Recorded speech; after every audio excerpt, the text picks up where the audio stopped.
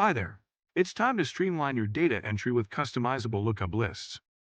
Welcome to this tutorial on adding a lookup list to your FastField form. A lookup list in FastField is an account-wide list that you can upload from an Excel or CSV file. Here are some scenarios where you might want to use a lookup list.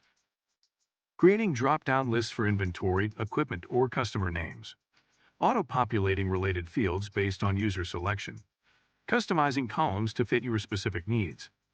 In this scenario, I create a lookup list, so it's easy for inspectors to select a vehicle from their fleet. In the Form Builder, select Lookup List from the Add Fields menu on the left. This will add a lookup list field to your form. In the Lookup List Settings menu on the right, you can add an existing list or create a new file. CSV file contains 4 columns. We've already created the lookup list field for the vehicle. We need to create the other 3 fields in this form. Next, edit the field key in the Lookup List Settings panel. When using lookup lists, you can use any of the text fields. We will use the text field, which allows users to make changes to populated data if needed.